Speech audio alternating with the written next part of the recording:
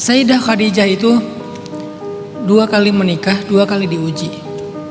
Menikah pertama suaminya meninggal, menikah kedua bercerai. Baru yang ketiga ketemu dengan cinta sejatinya Nabi Muhammad SAW. Jadi bukan kita yang menentukan akan diuji dengan ujian apa dan akan diuji berapa kali dalam hidup kita. Allah yang menentukan dan Allah punya alasan untuk itu.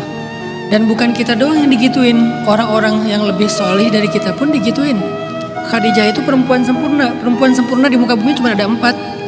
Asiyah, Maryam, Khadijah, Fatimah, perempuan sempurna. Tapi ternyata keempat perempuan sempurna ini ujiannya juga luar biasa.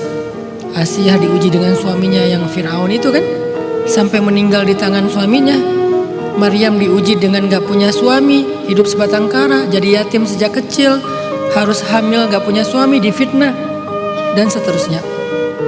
Fatimah juga kayak gitu, diuji dengan harus jadi ibu bagi ayahnya, karena ketika ibunya meninggal Khadijah, dia yang menggantikan Khadijah bagi ayahnya, merawat ayahnya, mendukung ayahnya,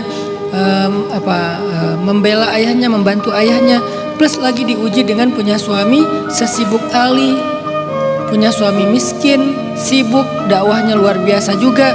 Jadi Fatimah, Maryam, Asiyah, orang-orang istimewa yang diuji dengan istimewa juga. Apalagi Khadijah. Dalam bab perasaan, Khadijah diuji dengan 2 kali pernikahan yang gagal.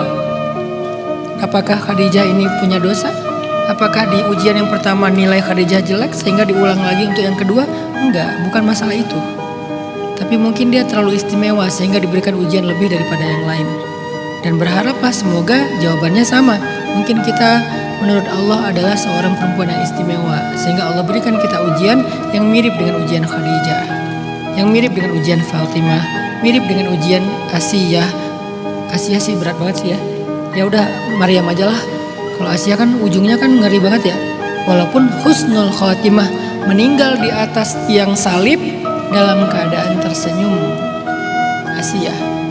Jadi bukan tentang kayaknya aku gagal deh di ujian pertama, makanya diulang lagi di ujian kedua. Kalau gagal lagi yang ketiga, gagal lagi yang keempat. Belum tentu itu jawabannya.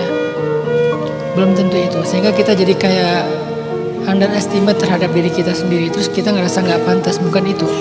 Coba lihat dari sisi kasih sayang Allah. Karena ujian adalah love language-nya Allah kepada hamba. Kenapa kok love language-nya tuh ujian?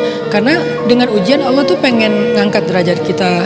Dengan ujian Allah tuh pengen membawa kita ke sebuah gelar. Pengen ngasih kita satu gelar. Namanya gelar sabirun, orang-orang yang sabar. Dan sabar itu puncaknya iman. Dan sabar itu tidak didapatkan dengan duduk dalam majelis ilmu dengan tema sabar. Gak akan jadi sabar. Sabar itu didapatkan dengan melewati ujian. Dan di balik kesabaran ada banyak sekali janji-janji indah dari Allah Subhanahu wa taala. Mungkin Allah pengen bawa kita ke sana. Mungkin Allah pengen ngasih kita gelar sabar itu.